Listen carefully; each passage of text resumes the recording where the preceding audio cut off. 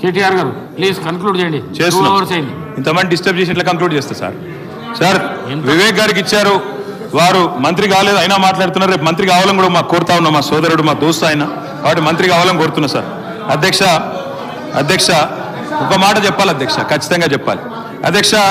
ఇంతమంది సభ్యులు అడుగుతా ఉన్నారు, ముఖ్యమంత్రి గారు స్వయంగా రాసినారు కౌలు రైతులకు ఇస్తామని చెప్పారు. కౌలు రైతులు 22 లక్షల మందికి ఎవరికైతే మీరు ఉత్తరం రాసినారు రేవంత్ రెడ్డి గారు, వారు ఎదురు చూస్తున్నారు కళ్ళల్లో ఒత్తులేసుకొని. రేవంత్ రెడ్డి గారు తప్పకుండా రైతు భరోసా ఇస్తాడని ఇయ్యాలని కోరుతా ఉన్నాం అధ్యక్ష. దాంతో పాటు మీరే చెప్పారు బోనస్ గురించి అధ్యక్ష. ఇది MSP government of India department of food and public distribution వాళ్ళు రిలీజ్ చేసిన ఎంఎస్పి అధ్యక్ష. ఆనాడు 23-24 సంవత్సరానికి గాను ఇది వారిచ్చిన ఎంఎస్పి పట్టిక. ఈ పట్టికలో ఏముంది అధ్యక్ష? దొడ్డు వడ్లకు 2183 రూపాయలు దొడ్డు వడ్లకు ఎంఎస్పి, సన్న వడ్లకు 2203 రూపాయలు, అంటే ఒక 20 రూపాయలు ఎక్కువ. మొత్తంగా చూస్తే దొడ్డు వడ్లకు 2183 రూపాయలు. మరి కాంగ్రెస్ పార్టీ మేనిఫెస్టో అధ్యక్ష, ఇది కాంగ్రెస్ పార్టీ మేనిఫెస్టోలో ఏం చెప్పారు అధ్యక్ష? ఆనాడు స్పష్టంగా చెప్పారు మేనిఫెస్టోలో వారు బోనస్ గురించి మాట్లాడకపోతే నేను చెప్పబోతున్నా. బోనస్ ఏం చెప్పారు అధ్యక్ష? ఆనాడు 2183 రూపాయలు వరిదా. అగ్రికల్చర్ మినిస్టర్ గారు మళ్ళీ మీతో రిక్వెస్ట్ చేసిండు ఒకటే, రైతు భరోసా ఇవాళ చర్చ. రైతు భరోసాల మీరేమన్నా అడ్వైజ్ ఇచ్చేటట్లుంటే ఇవ్వండి.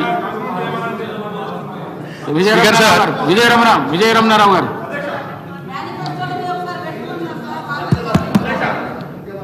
ఇంతకుముందు కేటీఆర్ గారు మాట్లాడుకుంటూ రైతులకు సంబంధించినటువంటి రుణమాఫీ గురించి వారు ఛాలెంజ్ చేశారు. మీరు 10 ఏళ్ళు అధికారంలో ఉన్నారు. 2014లో రైతులు చెప్పిన ₹1,00,000 రుణమాఫీ అని చెప్పి అధికారంలోకి వచ్చిండ్రు. మీరు 4 విడతలలో రుణమాఫీ చేస్తే మీ రుణమాఫీ వడ్డీ కింద కూడా రైతులు సరిపోలే. మళ్ళీ 2018లో చెప్పిన రైతు రుణమాఫీ అని చెప్పి 2018 డిసెంబర్లో ఎన్నికలైతే 2019లో రుణమాఫీ చేస్తామని చెప్పారు మీరు. కానీ 2019లో రుణమాఫీ చేయలే మీరు. 2021-22 సంవత్సరంలో లాస్ట్ 2 ఏళ్ళు చేస్తే రైతులకు వడ్డీ సరిపోలే. మీరు ఇంతకుముందు అన్నారు ఛాలెంజ్ చేస్తున్నా నేను, మీ రైతు రుణమాఫీ జరగలేదు, మీరు 6-7 కోట్ల కన్నా ఎక్కువ ఇయ్యలేదని చెప్పి మీరు ఎవరు చెప్తా ఉన్నారు. దగ్గర 20 నుండి 21,000 కోట్ల రైతులకు రుణమాఫీ చేసేటువంటి ప్రభుత్వం కాంగ్రెస్ ప్రభుత్వం. మీకు దమ్ము ధైర్యం చీము నెత్తులు ఉంటే మీరు నా నియోజకవర్గం రండి. 70% మంది రైతుల రుణమాఫీ జరగకపోతే నేను రాజీనామా చేస్తా. నువ్వు రాజీనామా చేస్తావా? కేటీఆర్ నువ్వు చెప్పు. కానీ వట్టిగానే నువ్వు కొండారెడ్డి పైన పోతావా, లేకపోతే ఇక్కడికి పోతావా అక్కడికి పోతావా అని చెప్పి మీరు మాట్లాడుతూ ఉన్నారు. మీరు వట్టిగానే మీరు ఏంటంటే అబద్ధాన్ని, ఒక నిజాన్ని 100 సార్లు అబద్ధం చెప్పి దాన్ని నిజం చేసేటువంటి ప్రయత్నం చేస్తా ఉన్నారు.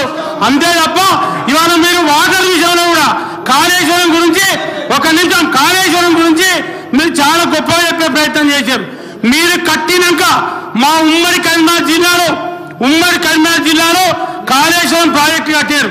మేడిగడ్డ కానీ అన్నారం కానీ సున్నీలో కానీ మీరు కట్టినటువంటి ప్రాజెక్టు 3 ఏళ్ళు తిరగకుండా ముచ్చటగా కూలిపోయినాయి. అంటే మీరు ఏ రకంగా మీరు మీ ప్రభుత్వం అవినీతి పాల్పడదో ఇంతకంటే ఎక్కువ నిదర్శనం అవసరం లేదు. మా జిల్లాలో కట్టినటువంటి ప్రాజెక్టులు ఉన్నాయి. ఆనాడు కాంగ్రెస్ ప్రభుత్వం ఎస్ఆర్ఎస్టీ ప్రాజెక్టు కానీ, ఎల్ఎంపల్లి సీపా ప్రాజెక్టు కానీ, లోయర్ మానే డ్యాం కానీ ఇవన్నీ కూడా ఆనాడు మీ అప్పర్ మానే డ్యాం కానీ ఇవన్నీ కాంగ్రెస్ ప్రభుత్వం హయాంలో తగినట్టు ప్రాజెక్టులు.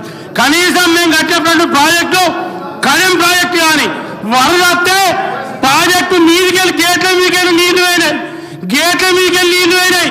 కానీ ఎక్కడ కూడా చెక్కు చేరలే ప్రాజెక్టులు. ఇవాళ గేట్ల మీదకి నీళ్లు కాదు, నీళ్లు వరద రాకముందే మీరు కట్టిన ప్రాజెక్టులు కూలిపోయినాయి.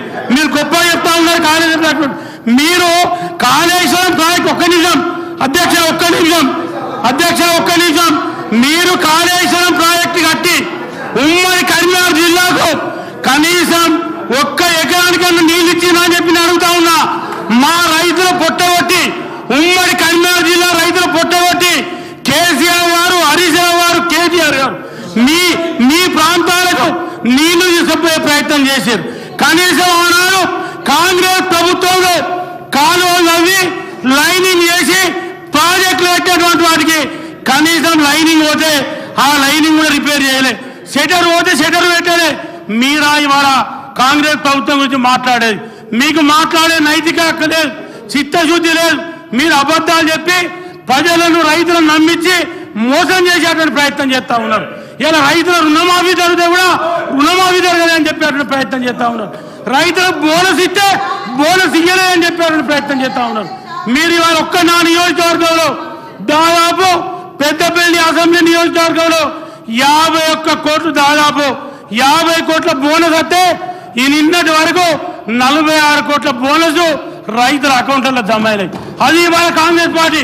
ఆనాడు మీరు ఒక్క రైతు కన్నా రైతు బోనస్ ఇస్తామని చెప్పి ఒక్క రైతు కన్నా ఒక క్వింటల్ వడ్ల కన్నా మీరు బోనస్ ఇచ్చినా అని చెప్పి నేను అడుగుతా ఉన్నా. మీకు మాట్లాడే నైతిక హక్కు లేదు. రైస్ మిల్లులను పెట్టి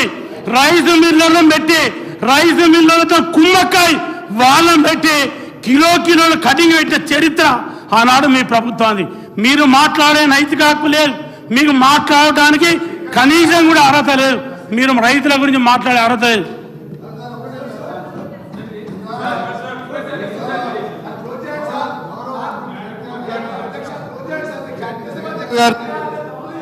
కేటీఆర్ గారిని, ఎందుకంటే మా ఎల్ఏ మినిస్టర్ లేరు కాబట్టి కేటీఆర్ గారు రిక్వెస్ట్ చేస్తున్నా, మా గౌరవ వ్యవసాయ శాఖ మంత్రులు రైతు భరోసాపై ఈరోజు ప్రవేశపెట్టిన దాని మీద మీ అభిప్రాయాలు